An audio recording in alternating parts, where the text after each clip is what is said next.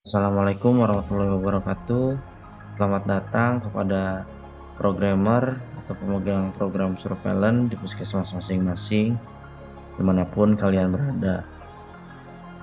Ya, pada video kali ini saya akan menunjukkan sebuah aplikasi di mana aplikasi ini sering saya gunakan akhir-akhir ini untuk membantu saya dalam mengolah data program surveillance yang saya pegang.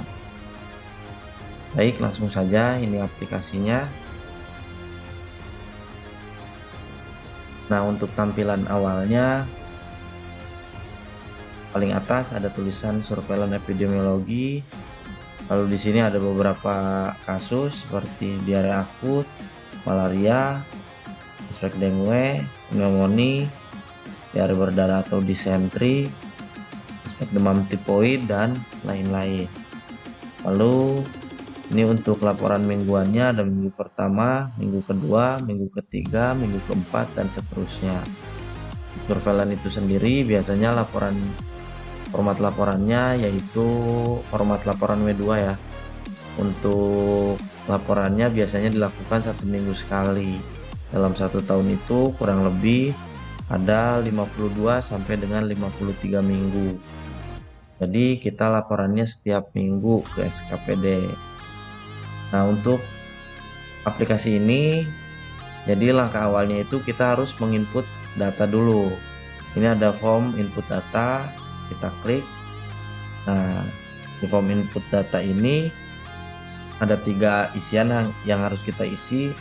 Yang pertama kasus, kita pinggirin dulu. Yang pertama kasus.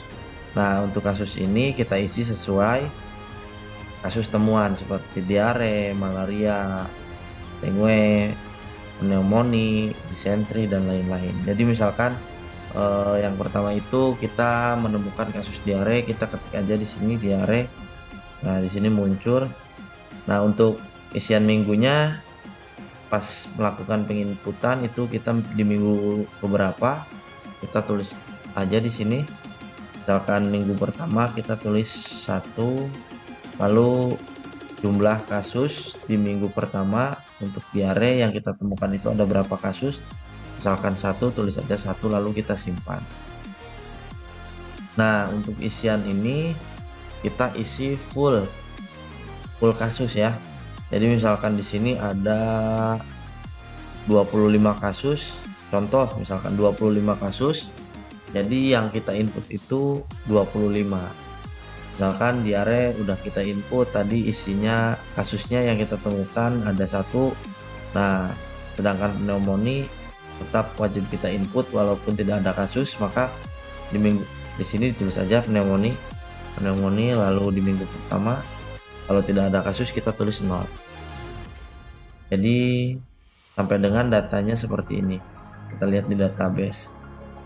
Nah, ini hasil inputan di form input ini ya. Jadi ada diare akut di minggu pertama, jumlah kasusnya 3, ada malaria konfirmasi di minggu pertama, jumlah kasusnya 0, suspek dengue di minggu pertama, jumlah kasusnya 0, pneumonia di minggu pertama, jumlah kasusnya 0. Begitupun selanjutnya sampai dengan COVID-19, suspek COVID-19 di minggu pertama, jumlah kasusnya 0, lalu kunjungan totalnya di minggu pertama 283.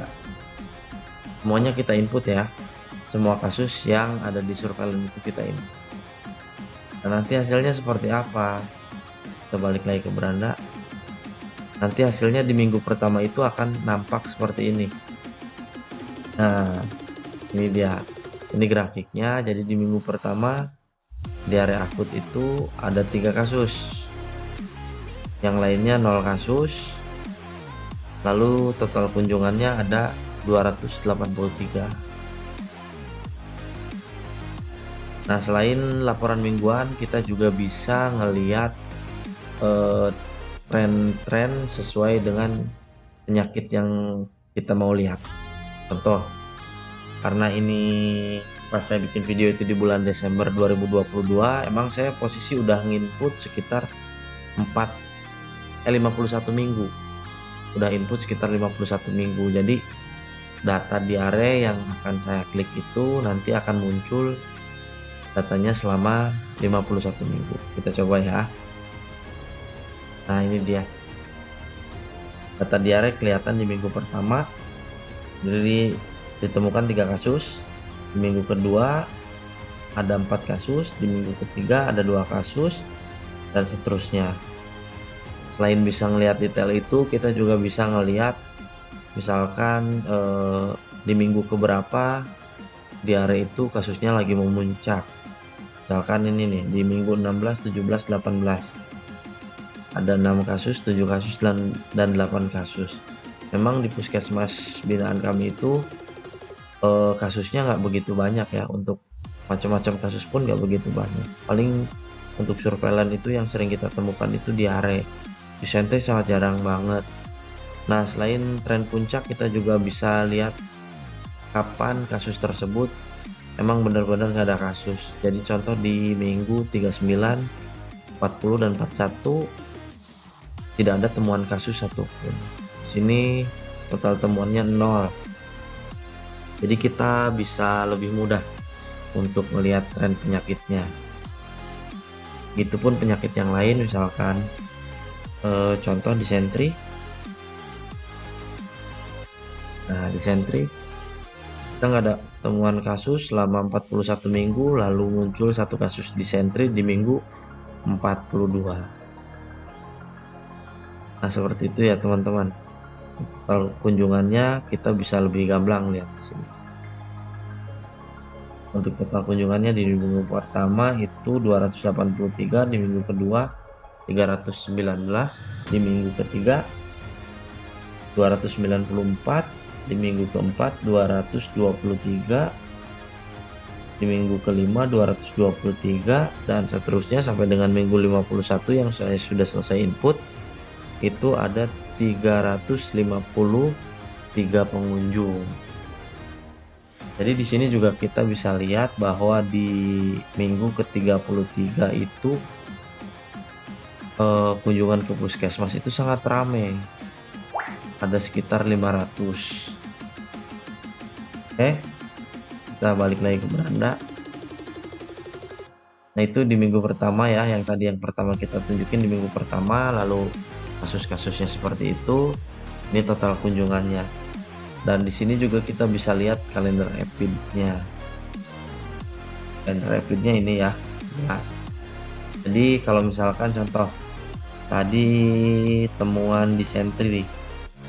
Nah, disentri itu ditemukan di minggu ke-42. Jadi minggu 42 itu ada di bulan apa? Kita bisa kembali kita lihat di kalender Epid. Minggu 42. Nah, ini dia. Bulan Oktober antara tanggal 16 sampai dengan 22. Jadi menurut saya ini sudah lengkap ya. Tapi kalau misalkan teman-teman ngerasa ada yang kurang, ada yang perlu ditambahkan, ada saran, silahkan boleh follow Instagram saya, DM, atau boleh komentar di bawah. Oke, mungkin untuk menunya hanya itu, hanya ini per penyakit, tren grafik per penyakit, dan ini tren grafik per minggu. Oh iya, satu lagi teman-teman, untuk laporan total per 1 tahun ya, ini ya untuk semua minggu.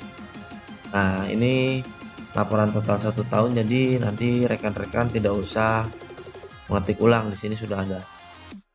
Jadi AFP pertama selama 1 tahun itu 0. Terus diare akut selama 1 tahun itu kurang lebih di angka 159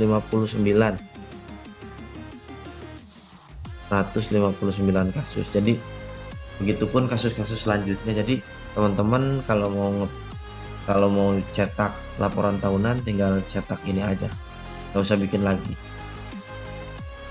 Kalau untuk cetak laporan mingguan mungkin bisa ini nih, yang ini aja ke minggu pertama. Ini bisa dicetak sampai dengan total kunjungan. Yang ini jumlahnya bakal beda karena jumlah ini berdasarkan total kunjungan ditambah diare akut. Jadi yang ini jangan dihiraukan, yang ini nih, yang ini sama yang paling bawah itu juga bisa dihiraukan. Yang ini. Kita balik lagi ke menu utama. Nah itu dia teman-teman untuk aplikasinya. Barangkali ada teman-teman yang mau ngasih masukan atau butuh aplikasi ini, mangga silahkan bisa follow IG saya, bisa DM IG saya ya. IG-nya ada di deskripsi, mangga silahkan. Oke, mungkin itu saja untuk penjelasan kali ini.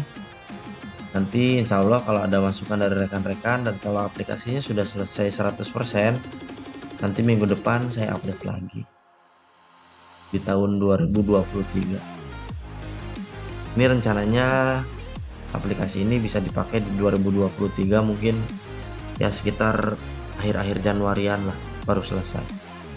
Nantikan update-update selanjutnya. Mungkin segitu saja untuk video kali ini.